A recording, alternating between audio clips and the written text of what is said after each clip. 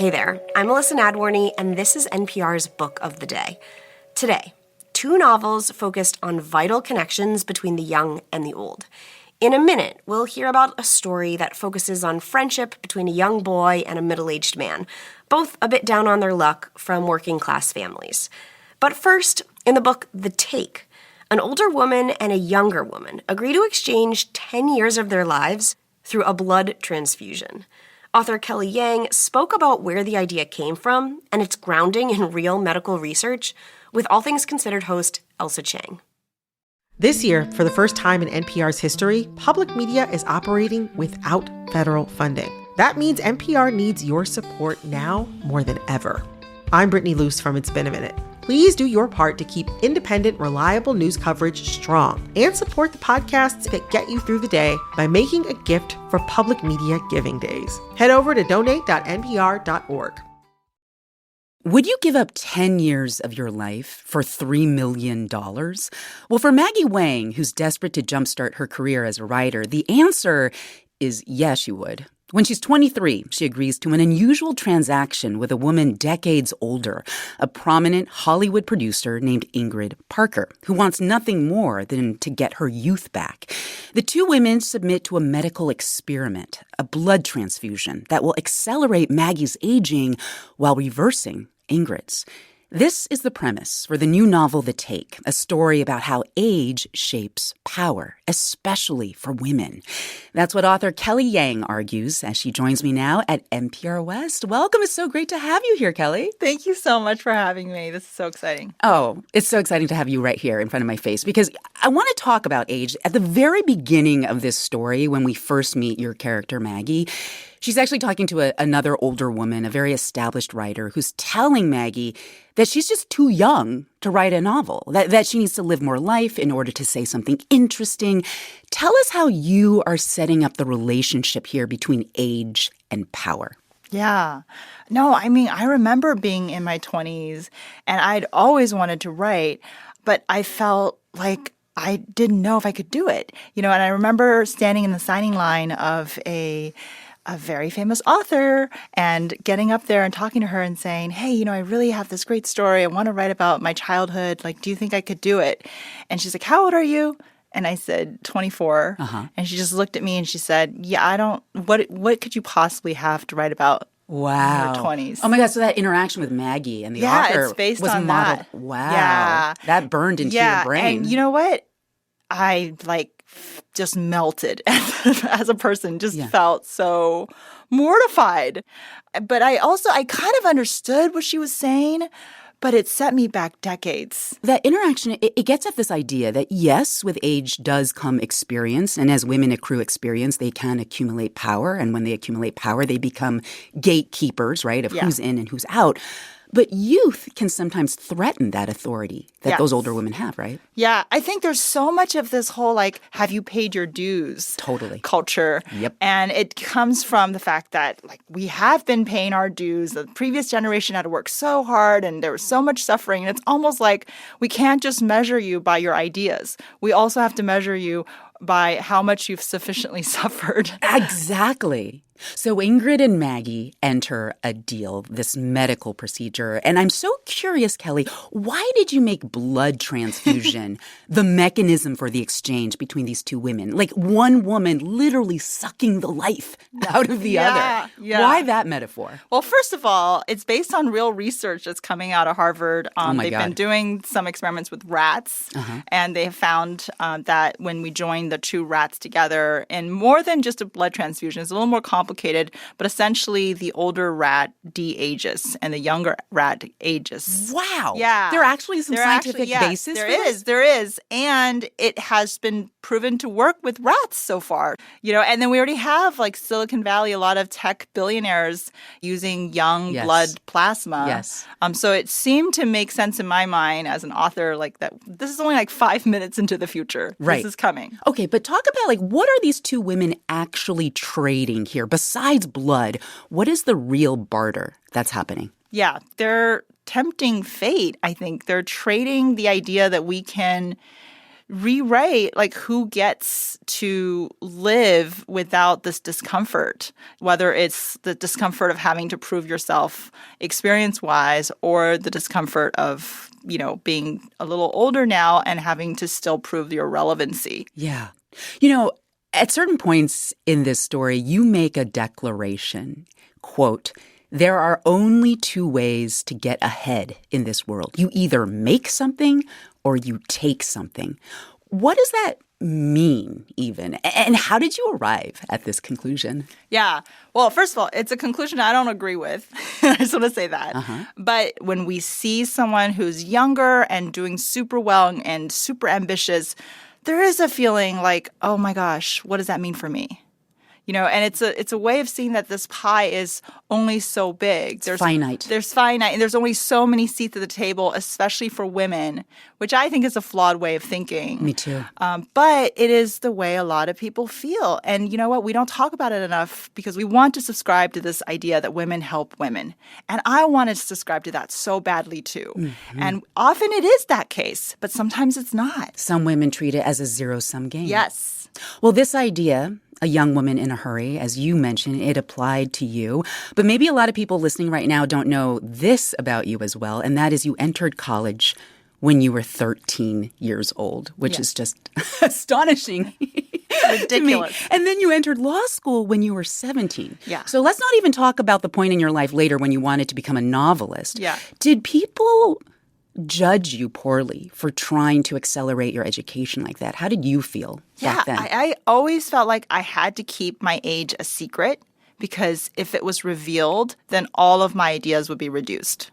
Interesting. Yeah. For being just inherently immature? Just everything you said, it would be like, she said this, but she's 15, What does she know? Yeah, what does she know? What could she possibly, where is she coming up with this? This makes no sense. Let's just disregard her.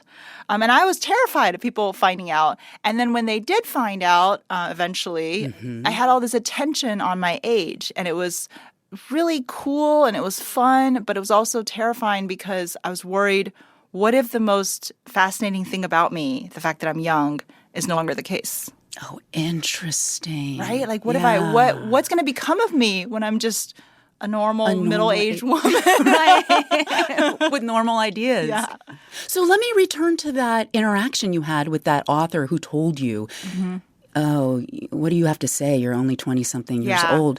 Like, this book that you've just written, The Take, it actually is your first adult novel, even though you've been writing award-winning children's books for years. But now that you are on the other side of this adult novel, is there something to the advice that you should accrue more life experience before you write a literary novel? Is there any merit to that idea? I mean, I don't think she meant it maliciously. I can see where she's coming from. But I am of the opinion, if you have a story, go do it. Go write it. Do it now. You are never too old or too young to do something. There isn't like the right amount of maturity, the right amount of experience to be a storyteller, to have something to say. Yeah. There's never the perfect age or the perfect circumstance. It doesn't exist. And don't wait for people to give you permission either. I think that was the mistake I made in my youth. I try to get a sign, permission from someone, a nod from someone more experienced. And I was so devastated when it wouldn't happen, when in reality, we're not necessarily going to get that sign. But we can give ourselves that permission. Right. Turn on your own green light. Absolutely. Kelly Yang's new book is called The Take. Thank you so much for coming into NPR West today, Kelly. Thank you so much, Ailsa. This was so much fun. It was so much fun.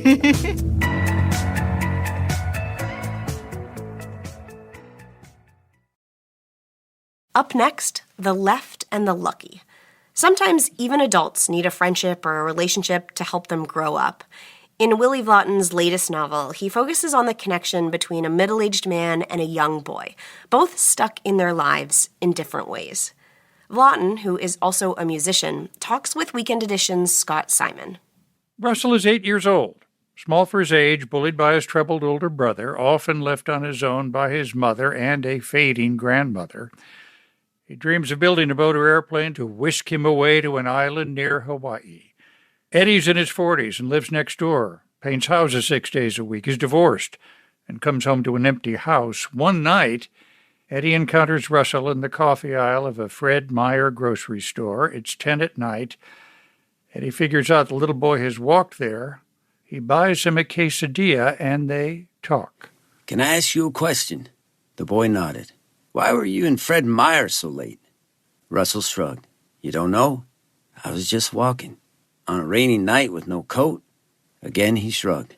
How's your grandmother been since your granddad died? She doesn't get along with my mom or my brother, Russell whispered. Is that why you took a walk? Tears welled in Russell's eyes, and he nodded. I'm sorry, man. That stuff's rough. Next time, remember to bring a coat and maybe a flashlight, and leave a note so your grandmother doesn't go nuts. Russell nodded. What's hatched that night grows into a kind of partnership in which two people help each other, man and boy, to grow up. The Left and the Lucky is the new novel from Willy Vlautin, a writer who is also a musician with the Portland, Oregon band, the DeLines. He joins us now. Thanks so much for being with us. Oh, thanks for having me. I really appreciate it. Help us understand Russell's home life at the age of 8. Well, it's a family in collapse. I always think of Russell's house as noir. It's black and white. It's full of shadows and darkness.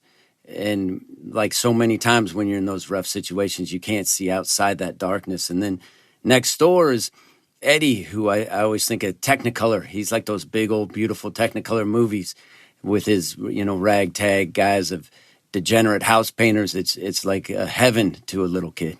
Eddie works and then works some more, doesn't he? Yeah, I mean, sometimes you don't know what to do with your life. Like his wife leaves him, and when in doubt, you just work more because it's easier than being at home alone with your own thoughts. So, yeah, he's a workaholic, and I think he also loves security. I think he never had much security in his life.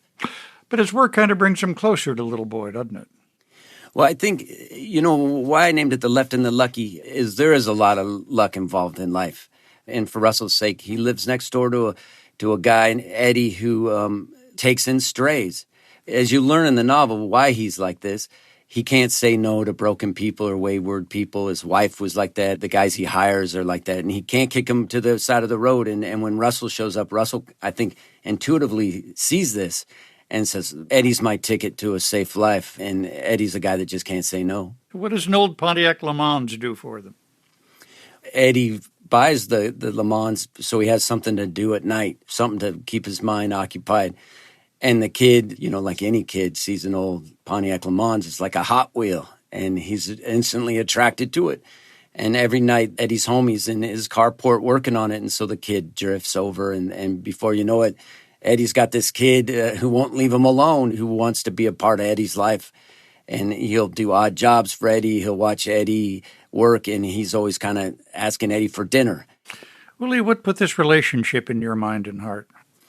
It's weird. You try to write about different things, but I think over the years I realized I really do write about broken families a lot and wayward kids or guys falling through the cracks. And so I got obsessed with the idea of the older brother being, he's good looking, he's strong, but full of rage.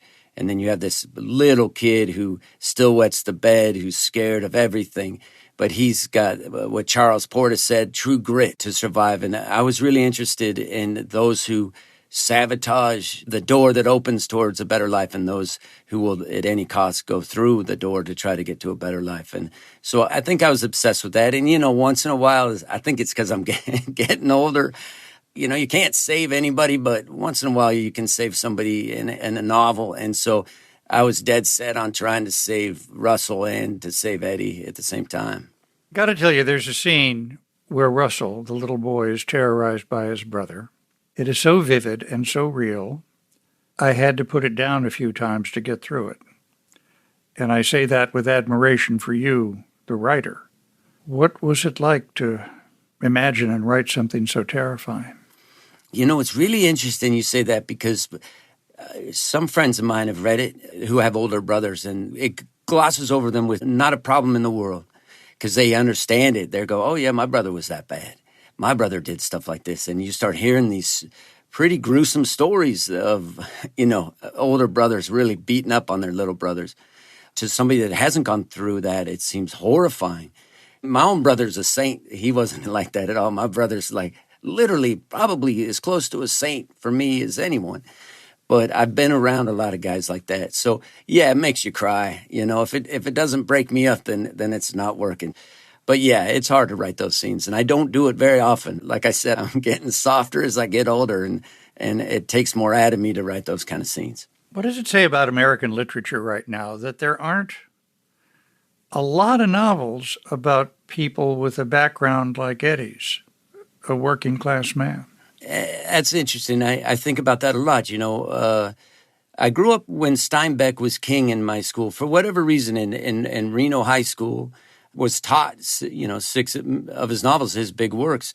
You know, my mom was a struggling single mother, was paycheck to paycheck. Plus, she was an overshare. So I knew all about that she got paid less than men, that she was sexually harassed at work. I kind of grew up knowing all those things. So Steinbeck was king for me. You know, I had a picture of him next to the Clash and the Jam and the Pogues as a kid. He was a real hero of mine. And I didn't have much talent in any regard, but I always knew I wanted to write stories like Steinbeck. I always wanted to write working class stories. But as I've found out, literature kind of turns their back on that. But who doesn't turn their back on that is crime fiction. Crime fiction tells the stories of the working class. You know, granted, you have a crime involved. But really, if you want to read working class fiction, you have to read crime novels. 14 albums of music and 8 novels. How do you go back and forth between the two? Well, you know, sometimes I don't feel like I do it very well. I don't tour as much as most musicians because I love writing more. But writing takes forever, and I love the work ethic of writing more than anything. I always think of it as like you're just in a ditch digging, you're not bothering anybody, and you're just working day after day, and I love that. But, you know, sometimes I'll get stuck, and it takes the air out of me, and I end up writing songs about it. Or, you know, I'll go through stages with a novel where something will break my heart to the point that I just start writing songs, because I always write songs when my heart's broken. And so it's really the novels give me all the ideas for my songs, and I just end up writing a lot of songs while working on a novel.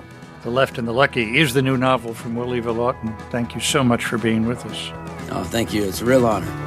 My brother said he'd wire us on cash. That's it for this week on NPR's Book of the Day. Let us know what you think. You can write to us at bookoftheday@npr.org. I'm Ailsa Nadworny. The podcast is produced by Chloe Weiner and edited by Megan Sullivan. Our founding editor is Petra Mayer. The show elements for this week were produced and edited by Melissa Gray, Samantha Balaban, Ali Schweitzer, Katie Klein, Elena Torek, Mark Navin, Janaea Williams, Ed McNulty, Dave Mistich, Courtney Dorning, Patrick Jaron Watananen, and Catherine Fink. Yolanda Sanguini is our executive producer. Thank you for listening.